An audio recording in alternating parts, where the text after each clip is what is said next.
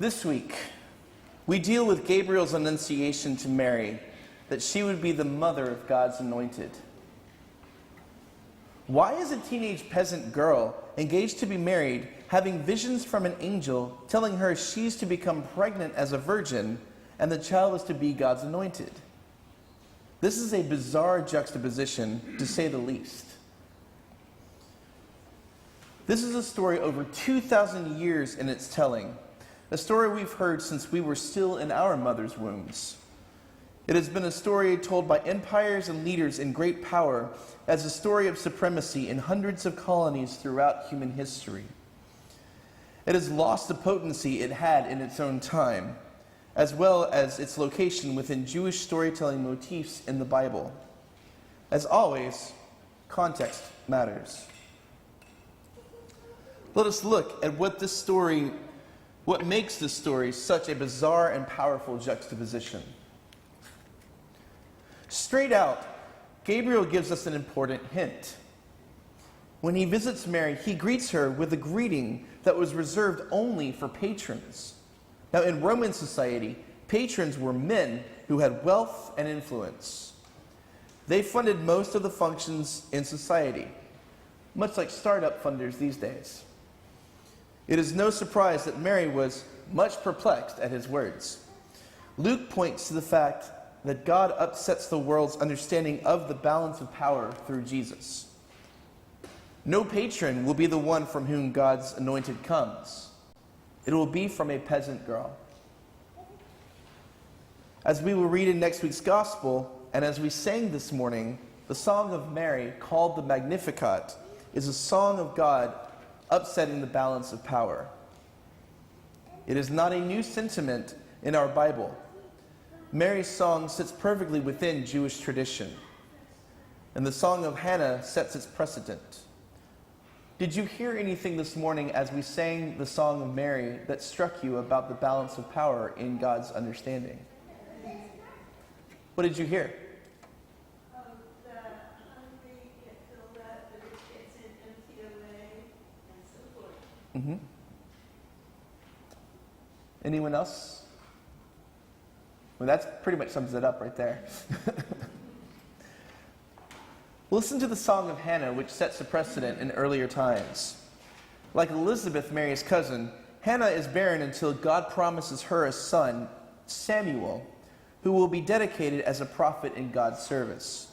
Her song reads like this: "My heart exults in the Lord.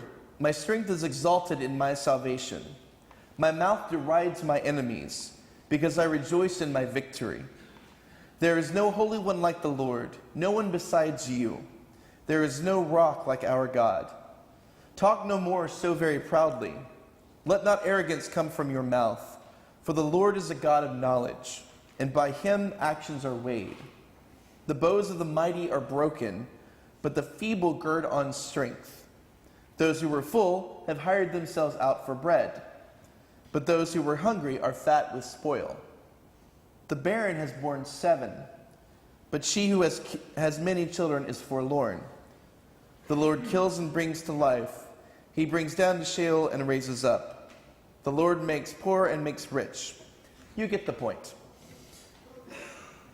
Do you notice any similarities between the Song of Hannah and the Song of Mary? What do you notice?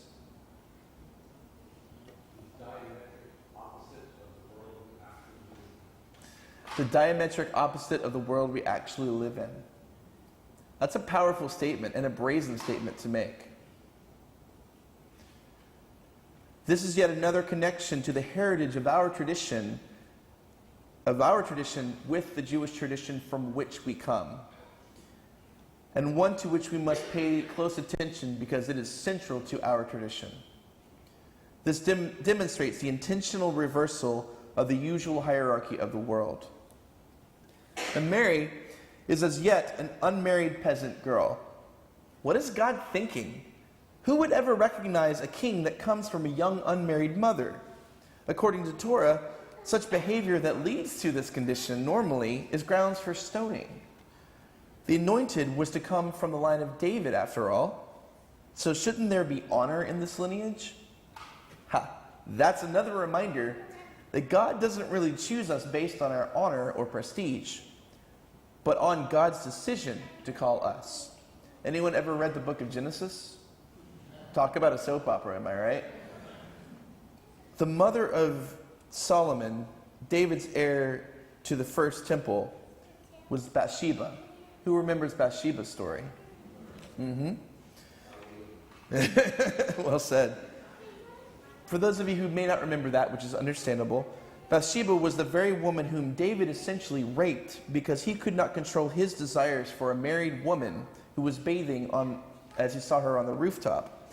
And he abused his power as king to sleep with her. Mary, at least to the inside eye of the reader of the gospel, has her virtue intact. But the outsider would not see her as such. Thus, there is precedence even in David's story for unexpected sources of God's calling and grace trumping our earned right to things. So if we are to follow God, it doesn't guarantee us safety or comfort in a world quick to judge and condemn, because the world rests in the love of power rather than the power of love. Mary's story removes any doubt as to the fact that our anointed one, the one who leads us into the fullness of life in God, does not come from the powers of this world. God is not concerned with appearances or propriety. God is concerned with what is in the heart.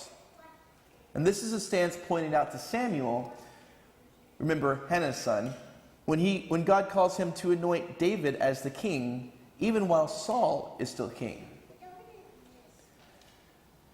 You're kind of getting a Bible study lesson, and a crash course here today.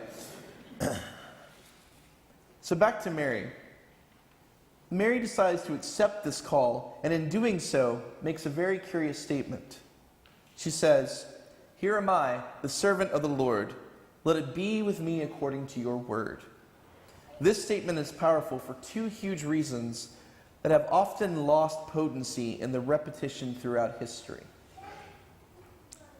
First, she says the words that most of us remember from the eponymous and very famous song by the Beatles, "Let It Be."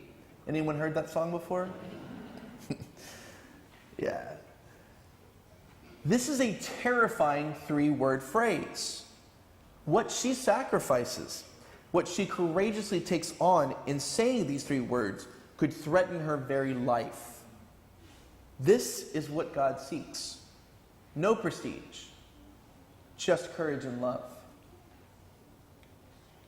It must also be remembered that without her three words, we would not have Jesus, and we would not be St. Paul's Episcopal Church in Walnut Creek here today. We would have none of the beloved traditions and stories that guide our spirituality today. Take a moment and look around at what Mary's courage made happen, especially our Reredos. Sorry, the big wooden statue in the front. Okay, that's the first point. Second point, Mary is powerful in her statement and the role she claims in a relationship to God. The New Revised Standard Version that we use translates the word in a softening way from what the original Greek says. She actually says, "Here am I, the doula of the Lord." Does anyone know what doula means in Greek? What does it mean, Annette? No? That's one way of looking at it, but the main interpretation is slave. To be greeted as a patron by an angel and then claimed to be a slave to God were powerful statements that said, "I am God's slave, never Rome's, never any human slave, and therefore I am beyond the powers of this world." That, my friends, is the stark, downright revolutionary power of Mary's acceptance of God's call. And I don't mean political revolution necessarily. I mean in the full sense of she is seeking God's will. She aligns herself with God, whatever the cost by the world, because for Mary, true dignity and freedom is found in being God's doula over being in any place of honor in the world. So what does this have to do with us who repeat this story every year? we're taking on the seemingly impossible task of reframing how we, as fellow Christotokoi, or Christ-bearers, give birth to the reign of God in beloved community in a time that is at a crossroad. This is the crossroad between the abuse of Christ by powers of the world that we inherit from generations past and the still existent possibilities of Jesus' message to a world that is looking for and needing the very message that Hannah, Mary, and Jesus continue to teach. Our God is not a God who keeps us comfortable, though I wish sometimes God was. Ours is a God who makes us whole. God calls us to a different reality than the one we see on the news every day, regardless of which side of the overly simplistic political divide one finds oneself on. God is in the least likely places we'd expect to find God. And God is calling us to step out in courage and be the bearers of Christ in the world. God is calling us to embrace new ways of being that are not what we grew up with. We honor what we have inherited without demanding that things stay the same way they always were. We recognize, no matter how uncomfortable it makes us, that we are called to shed the things that get in the way of God's love and justice, however familiar they may be in what we grew up with. This is no easy task. And obviously we have some good feedback on that. This is what it means for us, then, to be willing, let alone able, to say to this mysterious and often dangerous call of God, "Here am I, let it be." We are faced with the challenge of bridging a 2,000-year tradition with a world that has little use for that tradition. And this is not because it has no validity or efficacy in the present day. This beautiful tradition is seen as passé because far too many times in history, those in power have abused the story of love and justice to achieve ends that are in direct opposition to Jesus' story. That's the challenge we share with Mary. In what ways is God asking us to buck the world we know, to step into God's reality, the world we have yet to know? It is in asking this scary question that we will continue to discover what God is asking St. Paul's to do and be in Walnut Creek, California. To what shall we say, "Here are we, let it be unto us according to your word"? To the extent we say this will be the extent to which we continue to be a life-giving source to the world within and outside these walls and these people we see around us. It is up to us to continue in Mary's footsteps. We are the bearers of Christ in the world today. We are the ones continuing in her seemingly impossible calling to align ourselves in service of God, of the God of reconciling relationship, and to make no peace with oppression while showing God's unconditional love to oppressors and oppressed alike. Instead of taking the safe, familiar route, we follow God's difficult lead and continue the work of love begun for us as followers of Jesus 2,000 years ago by a pregnant teenage peasant in a world obsessed with hierarchy. Instead of allowing power to rule us, we choose the life of love that has and always will trump the love of power. This is a timeless message Mary taught us when she said, "Here am I, the servant of the Lord. Let it be with me according to your word." Amen.